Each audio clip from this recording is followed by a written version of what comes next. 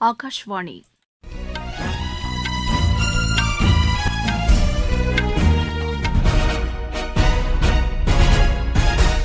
செய்திகள் வாசிப்பவர் வடிவழகி கபிலன். தலைப்புச் செய்திகள்: 2047ஆம் ஆண்டுக்குள் வளர்ச்சியடைந்த பாரதத்தை உருவாக்குவதற்கான முன்னெடுப்புகளை மத்திய அரசு மேற்கொண்டுள்ளதாக குடியரசுத் தலைவர் திருமதி திரௌபதி முர்மு தெரிவித்துள்ளார். வரும் நிதியாண்டுக்கான மத்திய பட்ஜெட் மக்களின் எதிர்பார்ப்புகளை பூர்த்தி செய்து புதிய ஆற்றலை வழங்கும் என்று பிரதமர் திரு நரேந்திர மோடி கூறியுள்ளார். பெண்களுக்கான உரிமைகள் நிலைநாட்டப்பட்டால்தான் நாடு தொடர்ந்து வளர்ச்சிப் பாதையில் பயணிக்க முடியும் என்று குடியரசு துணைத் தலைவர் திரு ஜெக்தீப் தங்கர் தெரிவித்துள்ளார். ஜம்மு காஷ்மீரில் உள்ள பூஞ்ச் மாவட்டத்தின் எல்லைக்கோட்டுப் பகுதியில் ஊடுருவ முயன்ற 2 தீவிரவாதிகளை ராணுவத்தினர் சுட்டு வீழ்த்தியுள்ளனர். 19 வயதுக்குட்பட்டோருக்கான உலகக்கோப்பை மகளிர் டுவெண்டி கிரிக்கெட் போட்டியில் இந்தியாவுக்கு எதிரான அரையிறுதி ஆட்டத்தில் இங்கிலாந்து முதலில் பேட் செய்து வருகிறது. இனி விரிவான செய்திகள்.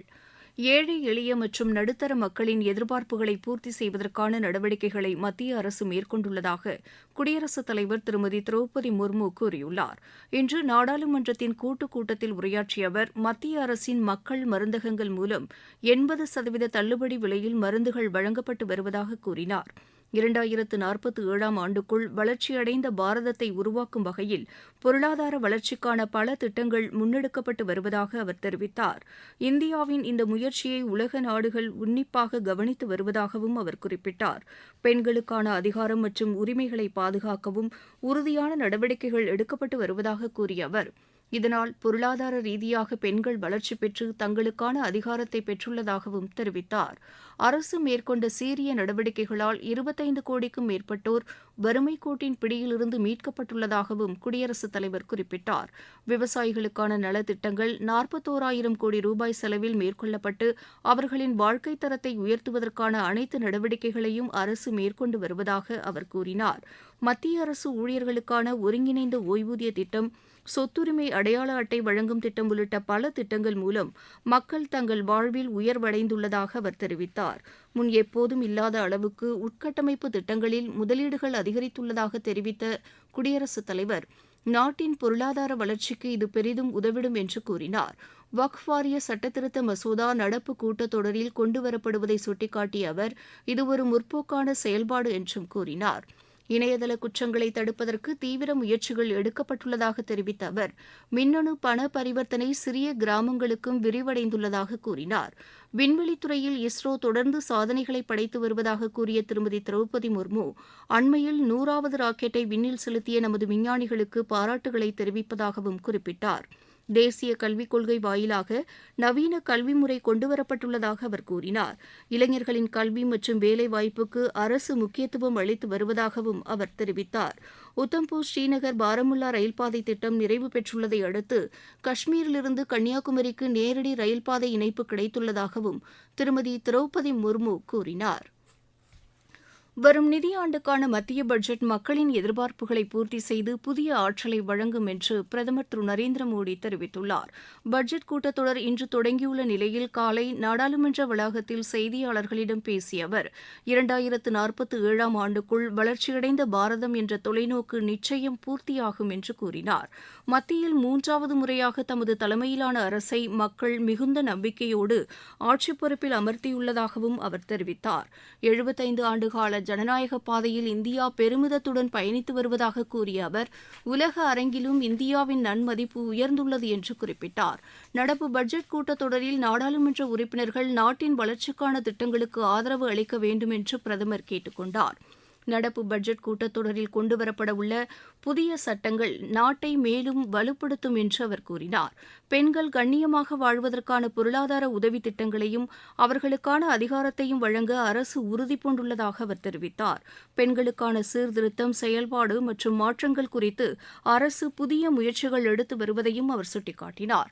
மக்கள் பங்களிப்போடு நாட்டை வளர்ச்சிப் பாதையில் கொண்டு செல்வதற்கான அனைத்து முயற்சிகளையும் தமது தலைமையிலான அரசு மேற்கொண்டு வருவதாகவும் திரு நரேந்திர மோடி தெரிவித்தார். தில்லி சட்டப்பேரவைத் தேர்தல் அடுத்த மாதம் 5ஆம் தேதி நடைபெறவுள்ள நிலையில் அரசியல் கட்சிகளின் தலைவர்களும் வேட்பாளர்களும் தீவிர பிரச்சாரத்தில் ஈடுபட்டு வருகின்றனர். ஆங்காங்கே பொதுக்கூட்டங்களும் பேரணிகளும் நடைபெற்று வருவதோடு வேட்பாளர்கள் வீடு வீடாக சென்று வாக்கு சேகரித்து வருகின்றனர். பிஜேபி மூத்த தலைவரும் பிரதமருமான திரு நரேந்திர மோடி துவாரகாவில் இன்று பிற்பகல் தேர்தல் பொதுக்கூட்டத்தில் உரையாற்றுகிறார்.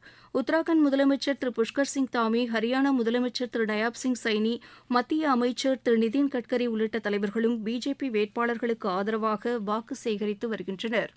ஆம் ஆத்மி ஒருங்கிணைப்பாளர் திரு அரவிந்த் கெஜ்ரிவால், பஞ்சாப் முதலமைச்சர் திரு பகவந்த் மான், காங்கிரஸ் மூத்த தலைவர்கள் திரு ராகுல்காந்தி, திருமதி பிரியங்கா காந்தி ஆகியோரும் தங்கள் கட்சி வேட்பாளர்களுக்கு ஆதரவாக தீவிர வாக்கு சேகரிப்பில் ஈடுபட்டு வருகின்றனர். நீங்கள் கேட்டுக்கொண்டிருப்பது ஆகாஷவாணியின் செய்தி அறிக்கை. நேயர்களே, சென்னை அகில இந்திய வானொலியின் மாநில செய்திப் பிரிவு வழங்கும் சுழல் விளக்கு சனிக்கிழமை தோறும் காலை 7 மணிக்கு ஒலிபரப்பாகிறது. நடப்பு நிகழ்வுகளின் கட்டுரை வடிவிலான இந்த பகுதியில் நாளை இடம்பெறுகிறது பெருமிதம் தரும் பத்ம விருதுகள் குறித்த ஒரு பார்வை. ஒருங்கிணைந்த அலைவரிசையில் ஒலிபரப்பாக உள்ள இந்த நிகழ்ச்சியை கேட்க தவறாதீர்கள்.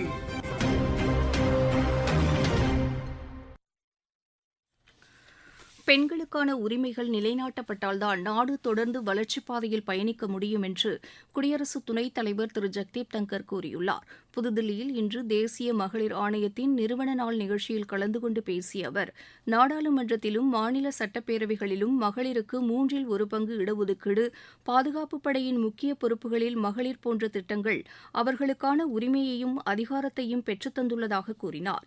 வளர்ச்சிப் பாதையில் செல்வதற்கு கடுமையாக உழைக்கவும் தொலைநோக்கு திட்டங்களை நிறைவேற்றவும் மகளிர் மிகுந்த ஆர்வம் கொண்டுள்ளதாகவும் அவர் தெரிவித்தார். பணியிடங்களில் பெண்களுக்கு பாலின பாகுபாட்டை களைய மகளிர் உரிமை ஆணையம் சிறப்பாக செயல்பட்டு வருவதாகவும் திரு ஜெக்தீப் தங்கர் குறிப்பிட்டார். ஜம்மு காஷ்மீரில் உள்ள பூஞ்ச் மாவட்டத்தின் எல்லைக்கோட்டு பகுதியில் ஊடுருவ முயன்ற 2 தீவிரவாதிகளை ராணுவத்தினர் சுட்டு வீழ்த்தியுள்ளனர்.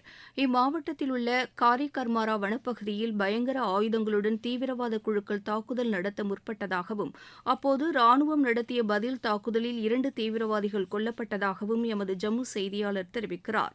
நீண்ட நேரம் இருதரப்புக்கும் இடையே துப்பாக்கிச்சூடு நடைபெற்றதாகவும், அதன் பின்னர் அப்பகுதி முழுவதும் ராணுவத்தினர் தீவிர தேடுதல் வேட்டை மேற்கொண்டதாகவும் தகவல்கள் தெரிவிக்கின்றன. அப்பகுதியில் இருந்து ஏராளமான ஆயுதங்களும் கைப்பற்றப்பட்டுள்ளன. தொடர்ந்து தீவிரவாதிகளை தேடும் பணி மேற்கொள்ளப்பட்டு வருவதாகவும், அவர்கள் பதுக்கி வைத்திருக்கும் அனைத்து ஆயுதங்களையும் அழிப்பதற்கான முயற்சிகள் நடைபெற்று வருவதாகவும் எமது செய்தியாளர் மேலும் தெரிவிக்கிறார். தமிழகத்தில் உள்ள உப்பளங்களில் 25 லட்சம் டன் அளவுக்கு உப்பு உற்பத்தி செய்வதற்கான வாய்ப்புகள் உள்ளதாக தமிழ்நாடு உப்பு உற்பத்திக் கழக மேலாண் இயக்குநர் டாக்டர் CN மகேஸ்வரன் தெரிவித்துள்ளார். தூத்துக்குடியில் இன்று செய்தியாளர்களிடம் பேசிய அவர், தூத்துக்குடி, ராமநாதபுரம், கன்னியாகுமரி மாவட்டங்களில் 1.5 லட்சம் டன் உப்பு உற்பத்தி செய்யப்படுவதாக கூறினார். இன்று தூத்துக்குடியில் உப்பு உற்பத்தியை அதிகரிக்கும் நோக்கில் தொடங்கப்பட்டுள்ள கருத்தரங்கின் மூலம் புதிய தொழில்நுட்பங்களை பயன்படுத்தி உப்பு உற்பத்தியை அதிகரிப்பதற்கான அனைத்து முயற்சிகளும் மேற்கொள்ளப்படும் என்றும் திரு மகேஸ்வரன் தெரிவித்தார். பங்களாதேஷ், அல்பேனியா மற்றும் ஜாம்பியா நாடுகளின் வளர்ச்சித் திட்டங்களுக்கு நிதி உதவி வழங்குவதை நிறுத்த சுவிட்சர்லாந்து அரசு முடிவு செய்துள்ளது. அரசு கேட்டுக் கொண்டதற்கிணங்க கடந்த டிசம்பர் மாதம் நடைபெற்ற அந்நாட்டு நாடாளுமன்ற கூட்டத்தில் இந்த திட்டங்களுக்கான நிதியை கணிசமாக குறைப்பதற்கான முடிவு எடுக்கப்பட்டது.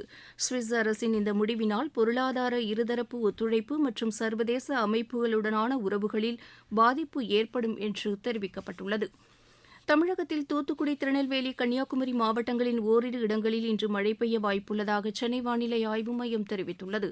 தென் தமிழகத்தின் அநேக இடங்களிலும் வட தமிழகத்தின் ஓரிரு இடங்களிலும் மழைக்கு வாய்ப்புள்ளதாக அந்த மையம் கூறியுள்ளது. 19 வயதுக்குட்பட்டோருக்கான உலகக்கோப்பை மகளிர் 2020 கிரிக்கெட் போட்டியில் இந்தியாவுக்கு எதிரான அரையிறுதி ஆட்டத்தில் இங்கிலாந்து முதலில் பேட் செய்து வருகிறது. கோலாலம்பூரில் நடைபெற்று வரும் இப்போட்டியில் டாஸ் வென்று பேட் செய்து வரும் இங்கிலாந்து சற்று முன் வரை 9 ஓவரில் 2 விக்கெட் இழப்பிற்கு 67 ரன் எடுத்துள்ளது. ஹாக்கி இந்தியா லீக் போட்டியில் இன்று நடைபெறும் அரையிறுதி ஆட்டங்களில் தமிழக அணி பெங்கால் அணியையும், சூர்மா அணி ஹைதராபாத் அணியையும் எதிர்கொள்கின்றன. ISL கால்பந்து போட்டியில் இன்றைய ஆட்டத்தில் மும்பை அணி ஈஸ்ட் பெங்கால் அணியை எதிர்கொள்கிறது.